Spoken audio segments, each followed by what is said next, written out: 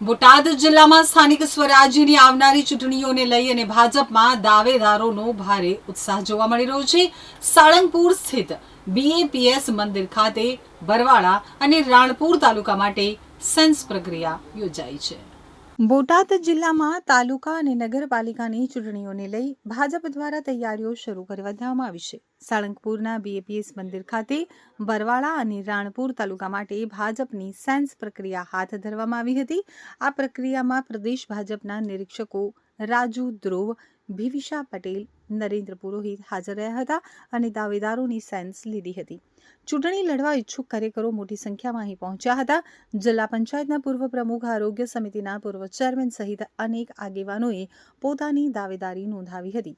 રાણપુર અને બરવાળા તાલુકા હેઠળ જિલ્લા પંચાયત, તાલુકા પંચાયત અને નગરપાલિકા માટે ભાજપમાં દાવેદારોનો રાફડો ફાટી નીકળ્યો છે, જે આવનારી ચૂંટણીઓમાં કટોકટી ભર્યા રાજકીય માહોલની સ્થાનિક સ્વરાજ્યની જ્યારે ચૂંટણીઓ આવી રહી છે ત્યારે બોટાદ જિલ્લાની અંદર 4 તાલુકા પંચાયત, 2 નગરપાલિકા અને જિલ્લા પંચાયતની જ્યારે ચૂંટણીઓ છે ત્યારે આવનારી ચૂંટણીની અંદર ભારતીય જનતા પાર્ટીની અંદર જે ઉત્સુક લડવા માગે છે તેવા દાવેદારો આજે બોટાદ સાળંગપુર ખાતે રાણપુર તાલુકા પંચાયત, બરવાળા તાલુકા પંચાયત અને બરવાળા નગરપાલિકા જ્યારે પ્રદેશ દ્વારા નિરીક્ષકોની જવાબદારી સોંપવામાં આવી છે અને ભારતીય જનતા પાર્ટીની અંદર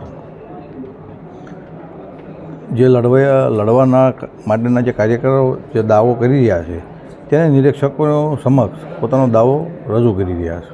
કોણ નિરીક્ષકો છે અને ઉમેદવારો કેવા પ્રમાણમાં કેટલી સંખ્યામાં છે? ઉત્સાહ કેવો ઉમેદવારો? પ્રદેશ દ્વારા પ્રદેશના હોદ્દેદારો દ્વારા જે નિરીક્ષકો જે અહીંયા બોટાદની અંદર આવ્યા છે ત્યારે ભારતીય જનતા પાર્ટીના કાર્યકર્તાઓ પોતે પોતપોતાના સીટની અંદર તાલુકા પંચાયત હોય કે જિલ્લા પંચાયત કે નગરપાલિકા પોતાનો દાવો ખૂબ બહોળી સંખ્યાની અંદર રજૂ કરી રહ્યા છે। નિરીક્ષકોમાં કોણ કોણ છે? નિરીક્ષકોની અંદર પ્રદેશ દ્વારા જેને જવાબદારી સોંપી છે તેની અંદર રાજુભાઈ ધ્રુવ છે, ભાવિશાબેન પટેલ છે અને નરેન્દ્રભાઈ પુરોહિત જેને પ્રદેશ દ્વારા બોટાદ જિલ્લાની જવાબદારી સોંપી। બરાબર, એક તાલુકા પંચાયત, જિલ્લા પંચાયત, નગરપાલિકામાં બેઠક દેગામ અંદાજે કેટલાક દાવેદારો થયા છે થવાના છે અંદાજે? ભારતીય જનતા પાર્ટીની અંદર આજે લડવા માટે ખૂબ મોટી સંખ્યાની અંદર કાર્યકર્તાઓ પોતાનો દાવો કરી